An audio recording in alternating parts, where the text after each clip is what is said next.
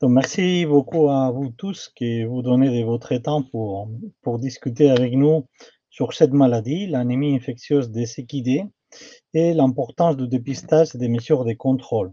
Donc je me présente, je suis le docteur José Carlos Valle Casuso, je travaille dans le laboratoire de l'ANSES, laboratoire de santé animale en Normandie, à Goustranville, et je dirige l'unité FIT dans laquelle on travaille exclusivement avec des maladies infectieuses des équidés. Donc l'anémie infectieuse des équidés. Pour commencer, on va parler un peu des sommaires de cette présentation. Donc, on va voir une introduction sur la maladie. On va parler un peu des méthodes de diagnostic qui vont nous permettre de détecter la maladie et de ses limites. Et après, on va passer à expliquer, puisque ce n'est pas discutable, sur la façon de laquelle la maladie, l'AIE, elle est gérée en France par le ministère de l'Agriculture. Et aussi, on va finir avec quelques conclusions et perspectives. Comme introduction, cette maladie, c'est une maladie qui a des signes cliniques qui sont assez communs aussi avec des autres maladies différentes. Donc, on a de la fièvre, on peut avoir de la dépression, on peut avoir de la forte perte de poids de notre équidé, on va parfois trouver de la faiblesse musculaire, de la jaunisse dans les mucoses, une décoloration de la peau de les mucoses dans le jeu aussi, et ça pourra arriver dans des cas sévères de l'anémie. On peut avoir une anorexie, une perte d'appétit de notre équidé. On va avoir des édèmes peut-être pas assez significatifs comme dans les images que je vous montre, mais il peut y avoir des édèmes. On va avoir un système immunitaire qui va être occupé à gérer notre virus. On pourra faciliter les infections des autres pathogènes et des abcès fréquents. Et comme je disais, on a un système immunitaire compromis. On peut, ou ils sont trouvés aussi dans des cas d'anémie infectieuse des équidés, des cardiomyopathies, aussi des gènes respiratoires, en maladie pulmonaire chronique qui affectent le système respiratoire, et parfois, très rare, mais aussi des signes neurologiques. On a des autres virus plus ciblés sur les signes neurologiques, mais ça pourra aussi être dû à une infection par l'anémie infectieuse des équidés. Donc, on a un cheval qui a certains de ces signes. Le vétérinaire, il va essayer de comprendre ce qui se passe et il pourra aller chercher différents pathogènes. Donc, ce que je peux vous raconter sur l'anémie infectieuse des équidés, c'est que c'est un pathogène viral, un des premiers virus qui ont été découverts. Il a été découvert ou isolé en 1903, aussi par notre laboratoire. Donc, c'était un virus à ARN. Donc, je sais que vous êtes tous un peu virologues depuis de la pandémie du Covid.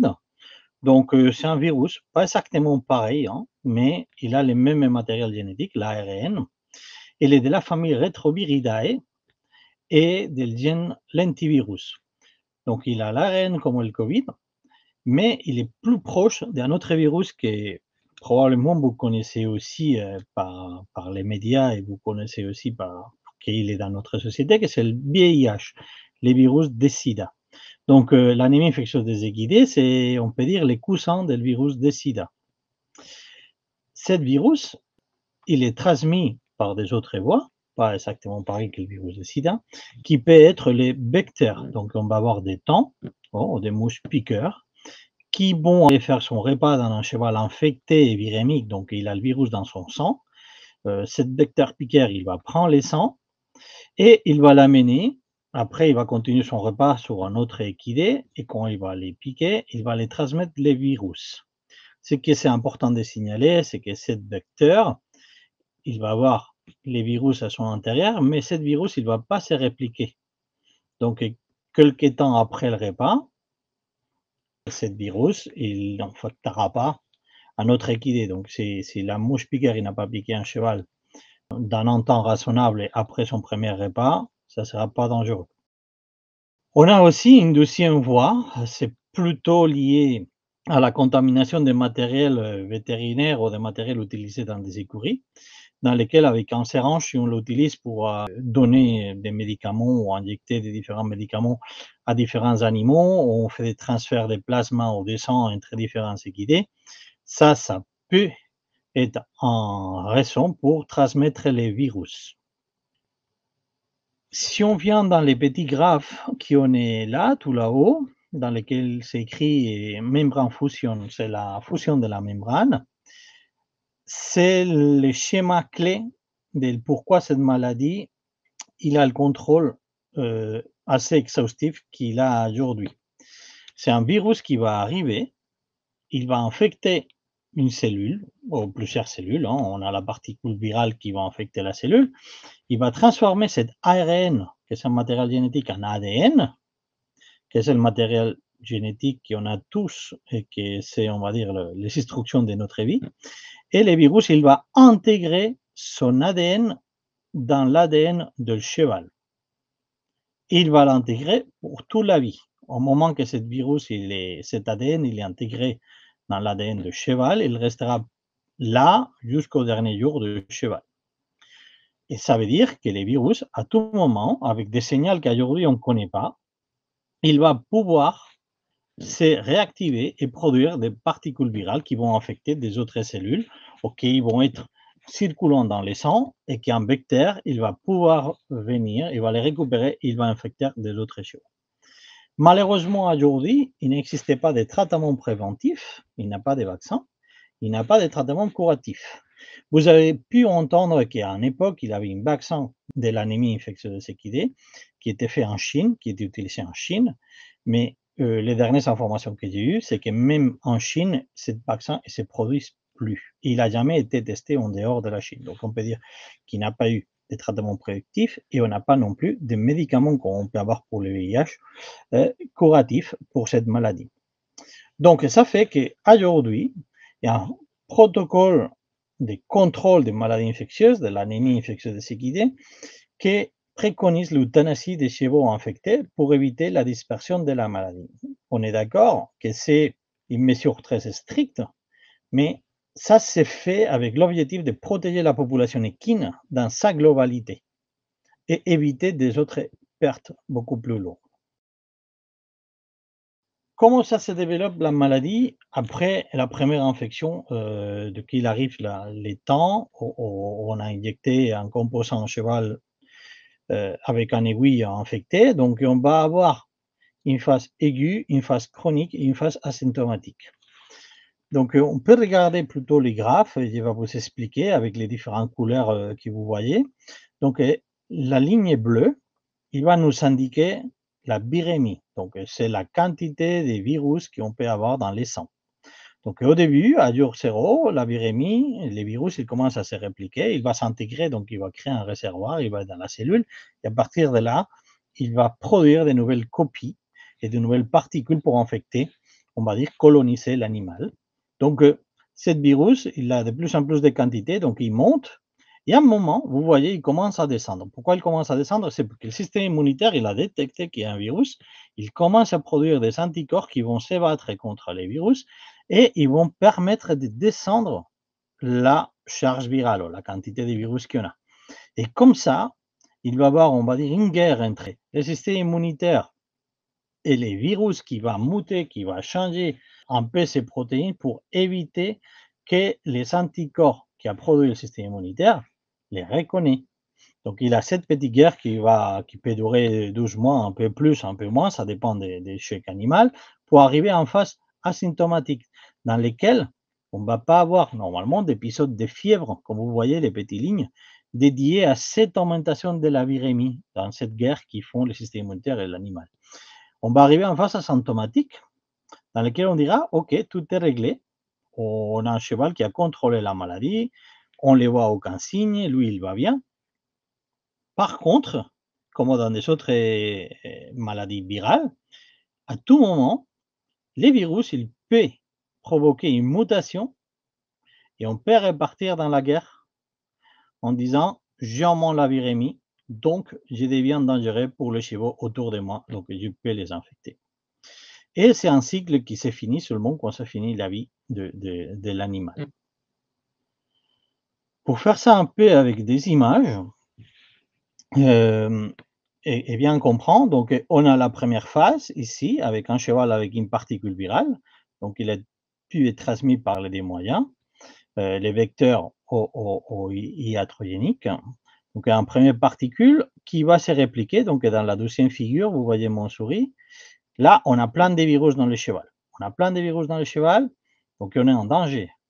On est en danger puisqu'on peut contaminer les autres chevaux qui sont autour de lui. On arrive à la phase suivante dans laquelle on a les lettres AB en rouge et en violet. C'est les anticorps. C'est les anticorps qui sont luttés contre les virus et on arrive à maîtriser, à diminuer la charge virale. Donc, moins de possibilités que dans les repas de notre vecteur, il a des virus. Et là, on a moins de virus, le système immunitaire, il contrôle bien, le cheval, il va bien, il est asymptomatique, mais il est infecté. Il ne faut pas oublier, il n'est pas bien, il est infecté, le cheval, même s'il n'a pas de signes cliniques, c'est des choses différentes. Donc, et après, on peut rentrer dans une phase dans laquelle le cheval, il peut venir un peu plus virémique avec le système immunitaire qui va se battre avec lui et on peut faire des allers-retours, comme on disait, des épisodes de fièvre en d'autres signes qui vont et qui viennent avec la lutte de ce système immunitaire avec notre virus. Donc là, aujourd'hui, on a des méthodes de diagnostic de la maladie qui nous permettent de détecter les animaux infectés. Et cette méthodes de diagnostic, ils sont ciblés surtout, et on va discuter dans les prochaines diapos, sur la détection de la réponse immunitaire. C'est les anticorps qui ont été produits par l'animal infecté qu'on va détecter avec notre méthode de diagnostic. Et aujourd'hui, pour le moment, même si on travaille dur pour développer des techniques, il n'existe pas une technique universelle qui permet de détecter un cheval infecté dans la première phase, celle qui a la plus dangereux, parce qu'on a la charge virale la plus élevée. Donc, il a tout en partie, et je n'ai pas la diapo ici avec les références bibliographiques, mais je peux vous dire qu'en moyenne, un cheval, pour développer son système immunitaire et contrôler le virus, il peut prendre jusqu'à 45 jours. Donc, on a 45 jours dans lesquels on peut avoir un cheval infecté qui transmet à ses collègues et on ne peut pas l'identifier.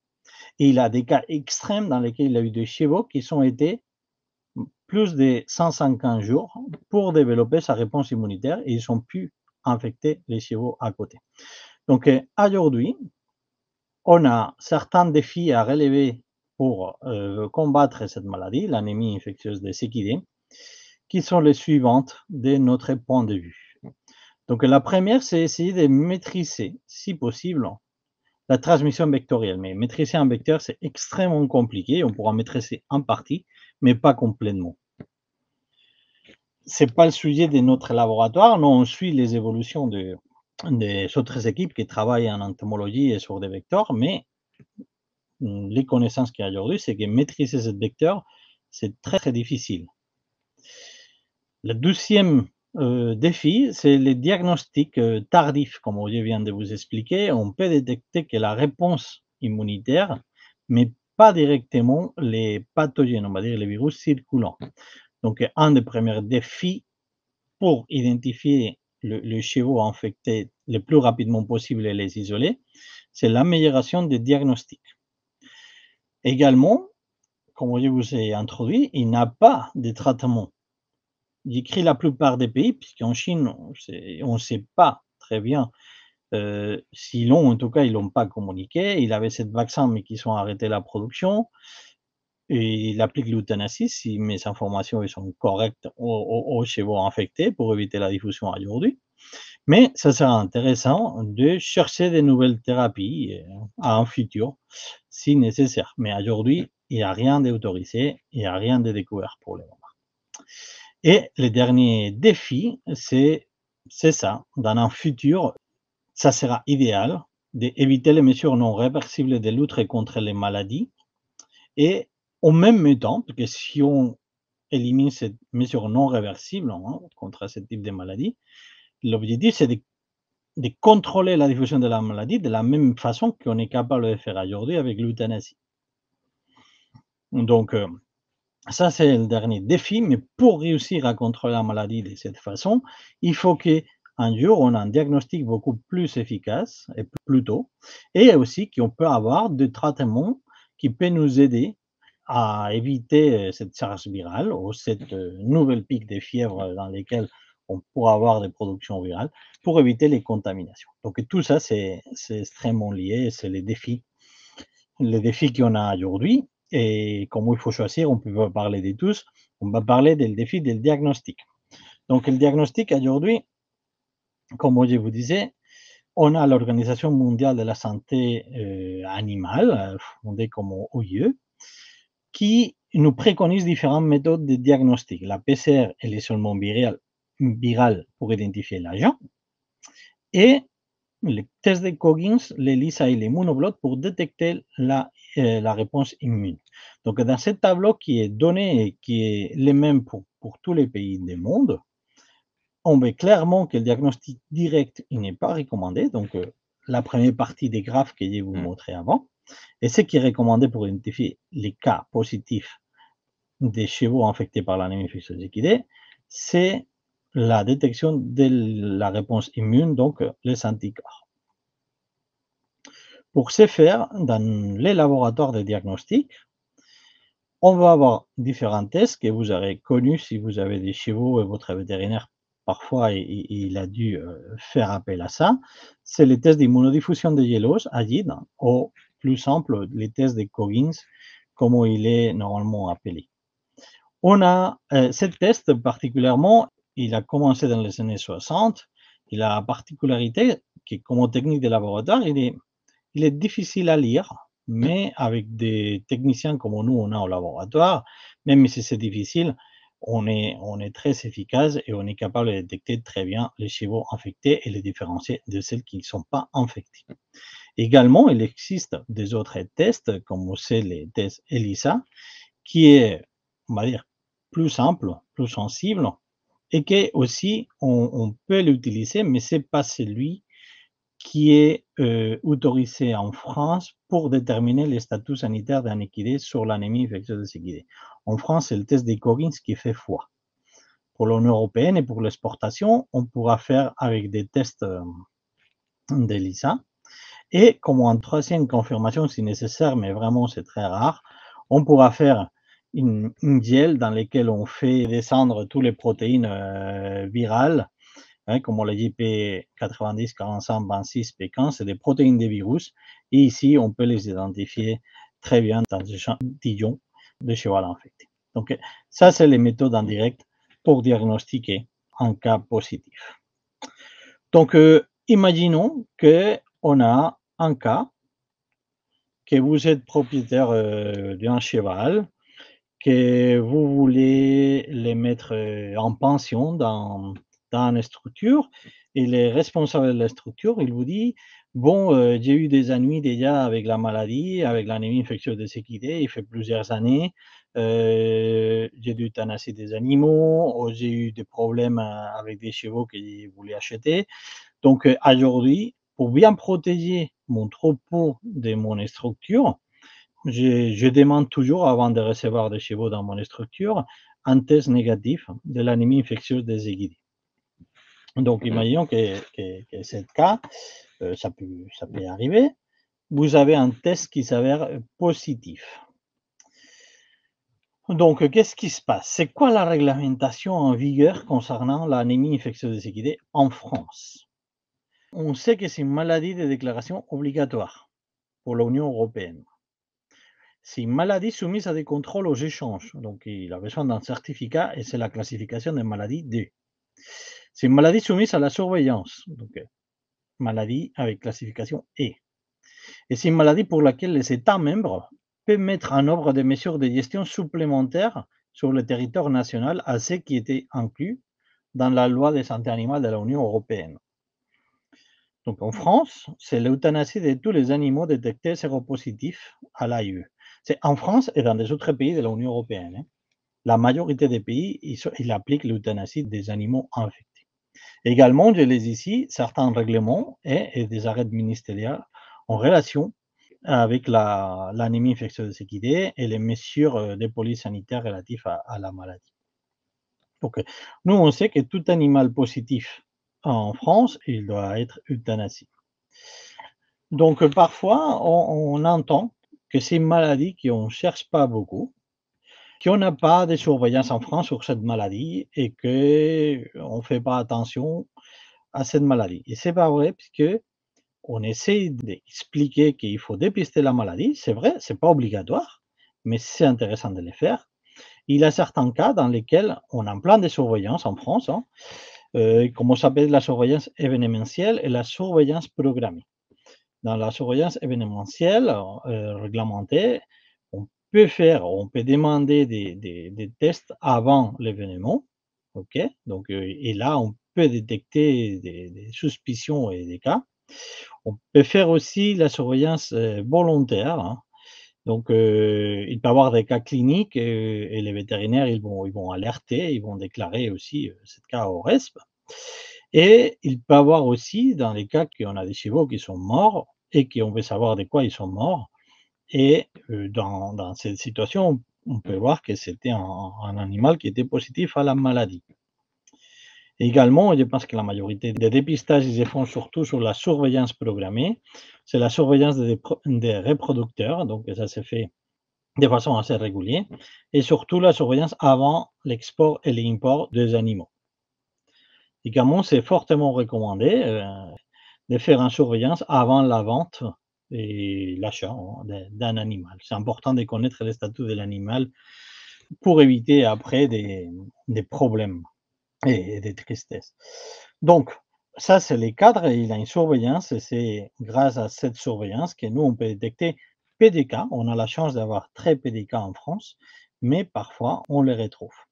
Donc, imaginons qu'ils ont détecté notre cheval positif, qu'est-ce qui va se passer? Imaginons qu'il a une autre structure qui n'avait pas fait ce dépistage avant d'introduire un animal dans son écurie et qu'il commence à avoir des signes. Le vétérinaire, il a une suspicion, il demande un test de Coggins et il s'avère positif.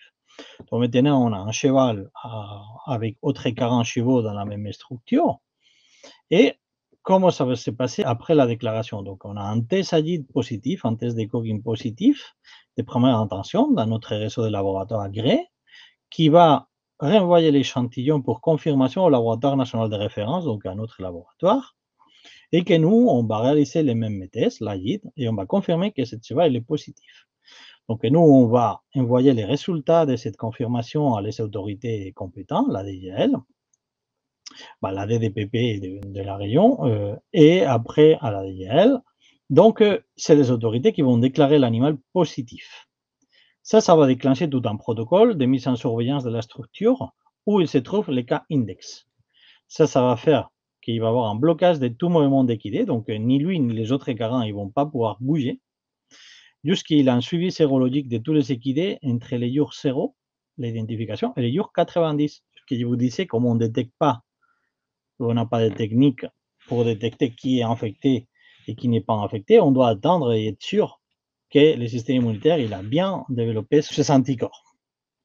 Donc, on va faire les suivis sérologiques et s'il y a des chevaux qui sont dépistés positifs, il va y avoir l'euthanasie des chevaux déclarés infectés par ce virus. En plus des blocages de cette structure, il va y avoir une zone de surveillance autour des installations, hein, qui peut y aller jusqu'à 3 km en fonction de l'orographe du terrain et la présence des vecteurs. Vers les structures situées dans cette zone de surveillance, ils vont être aussi soumis à des restrictions de mouvement de leurs chevaux. Et on va statuer aussi les statuts sérologiques de chaque animal qui est dans cette zone de surveillance, hein, pour éviter la transmission. Finalement, il va y avoir une enquête terrain, une enquête épidémiologique del cas index ou des autres cas qui vont être identifiés pour voir s'il y a eu des mouvements avec des autres structures et il y a un danger de contamination des autres structures des équidés. Et finalement, on va essayer de récupérer des échantillons biologiques pour caractériser la souche qui a infecté les différents animaux, hein. Quand vous vous rappelez, il avait différentes souches des Covid-19, hein, l'Omicron et tout ça, bah, l'anémie, c'est un peu la même chose. Et savoir quelle souche il a infecté dans quel foyer. Et si c'est des souches que c'est toujours la même autour de la région, aussi ça change dans la région, ça change dans les pays. Ça, c'est un peu le travail. Et après, imaginons qu'une fois les chevaux sont euthanasiés et il n'y a plus de positifs, après 90 jours, bah, les structures ils sont libérées et il peut reprendre les mouvements des équidés, toujours avec attention. Pour donner un peu de contexte de l'efficacité de cette mesure de contrôle en France depuis 2005, vous avez à gauche un tableau dans lequel, jusqu'à 2022, on a eu 86 équidés, hein, seulement infectés au séropositif à l'anémie infectieuse des équidés. Il y a eu 33 structures qui ont été déclarées infectées par l'AIE. Donc, on peut dire qu'on a un bon contrôle de cette maladie en France. À droite, je vous ai indiqué les foyers déclarés en Europe depuis 2010. Si vous regardez, on a tous les pays de l'Union européenne et vous voyez beaucoup de rouge, hein. Ça, c'est clair qu'il y a beaucoup de rouge. Donc, ça veut dire qu'il y a un pays qui est endémique, hein. Il y a un pays qui est endémique, c'est la Roumanie.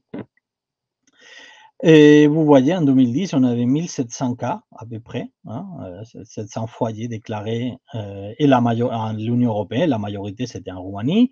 Pareil, après en 2011, 2012, hein, il y a eu beaucoup de cas.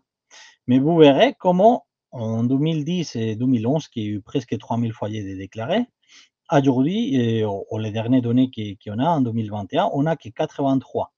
Donc, des milliers à 83, c'est super ce qui a été fait. Évidemment, il y a encore des cas dans la Roumanie, mais l'effet de cette diminution qu'il y a eu la Roumanie en cas d'anémie, hein, cette situation endémique à simplement 80 cas par an, c'est pas qu'eux, puisqu'on voit qu'il y a un pays qui monte, hein, il prend un peu de couleur, que c'est l'Italie. Et l'Italie, il est particulier puisqu'elle invite et elle peut euthanasier les animaux infectés, mais aussi il donne la possibilité de les garder. Et ce qu'on observe ici, c'est que ce pays qui n'applique pas la politique d'euthanasie, il commence à prendre de l'ampleur, hein, en niveau pourcentage, dans les cas d'anémie à l'Union européenne. Et la Roumanie, par exemple, s'est arrivé des 3000 cas aux 3000 foyers à 83, c'est puisqu'il a été appliqué une politique d'euthanasie des animaux infectés et pour éviter la diffusion de la maladie. Et on voit qu'il fonctionne très bien.